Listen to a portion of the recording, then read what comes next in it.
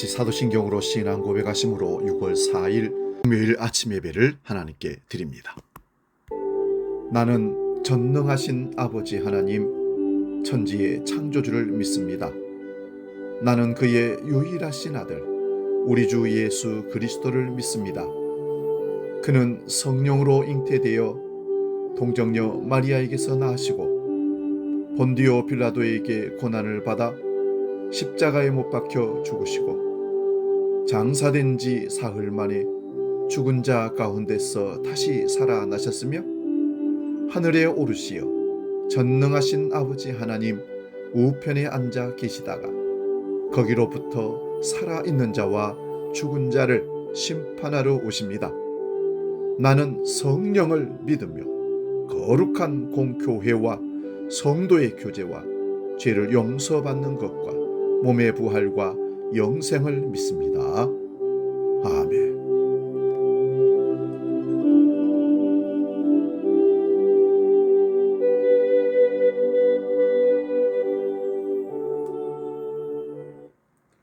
찬송가 516장 옳은 길을 따르라 의의 길 함께 찬송합니다.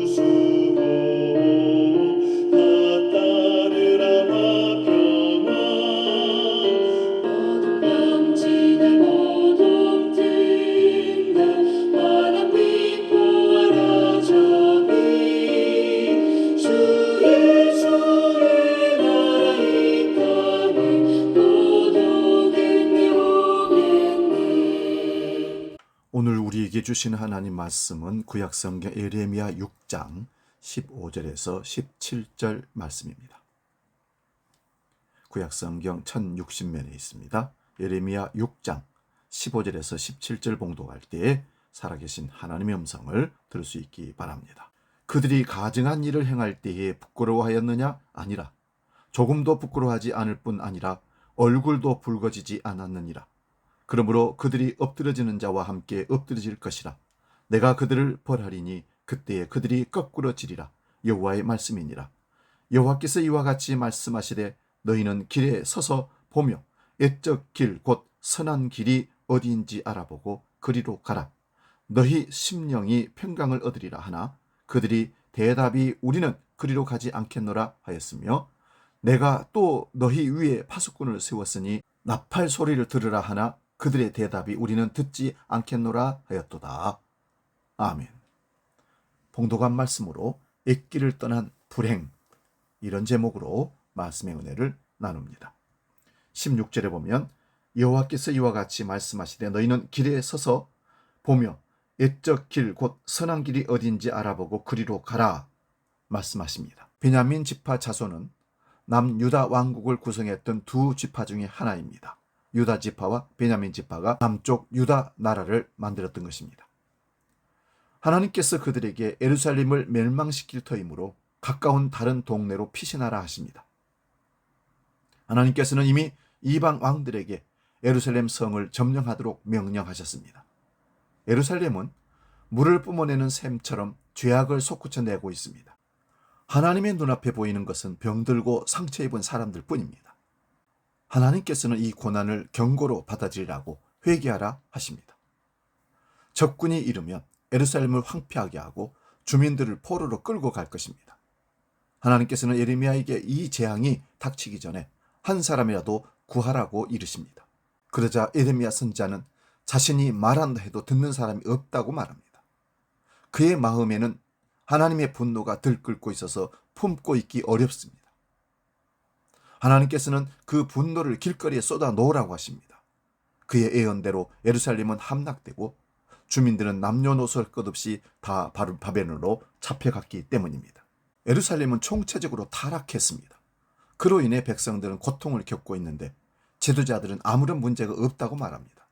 그토록 역겨운 일을 하고도 그들은 양심의 가책조차 느끼지 않습니다. 그들에게 남은 것은 이제 심판뿐입니다. 하나님께서는 그들에게 바른 길을 가르쳐 주셨습니다. 그 길을 따르면 편안히 쉴 곳이 이를 것인데 그들은 그 길을 가지 않았습니다.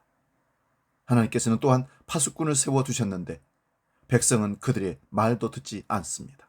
그래서 하나님께서는 온 세상을 향해 유다와 예루살렘에 대한 심판을 알리십니다.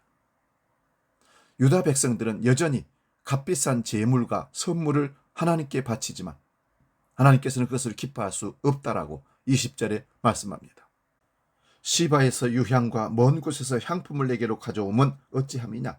나는 그들의 번제를 받지 아니하며 그들의 희생 제물을 달게 여기지 않노라. 이제 하나님은 그들을 심판하실 것입니다. 그 심판은 북쪽에 있는 큰 나라를 통해서 이루어질 거라 합니다. 그때는 피할 곳이 없을 것입니다. 통곡하며 그 재앙을 겪는 길 외에는 없습니다. 하나님께서는 예레미야에게 유다 백성을 시험해 보라고 하십니다.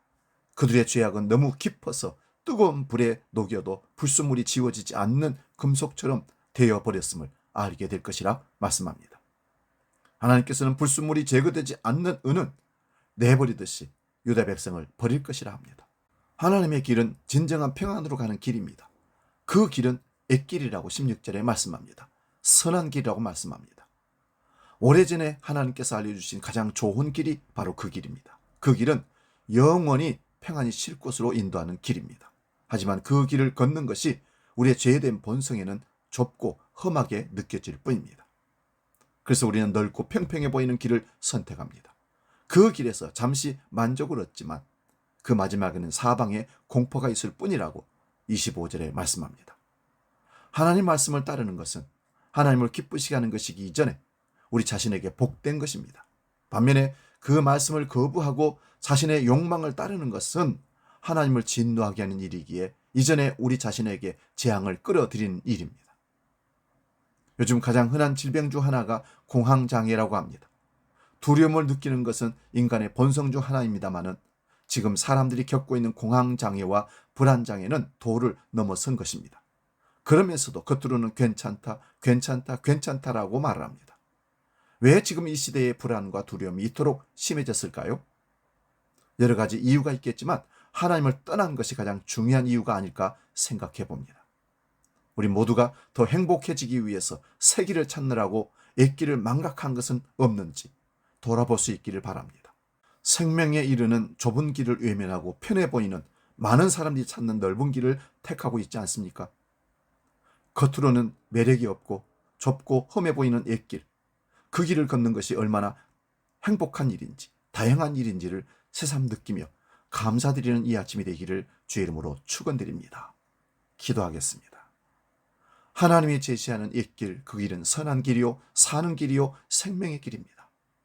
하나님이 인도하시는 그 길을 따라 길을 걷게 하시고 나그네 인생 그 길에서 마침내 하나님을 만나 승리의 기쁨의 영광을 돌릴 수 있도록 우리를 인도하여 주옵소서. 하나님께서 우리에게 가르쳐 주신 옛길, 선한 길, 생명의 길을 결코 놓치지 않도록 강력한 믿음으로 우리와 함께하여 주시옵소서. 이제는 주기도로 함께 기도합니다. 하늘에 계신 우리 아버지, 아버지의 이름을 거룩하게 하시며 아버지의 나라가 오게 하시며 아버지의 뜻이 하늘에서와 같이 땅에서도 이루어지게 하소서.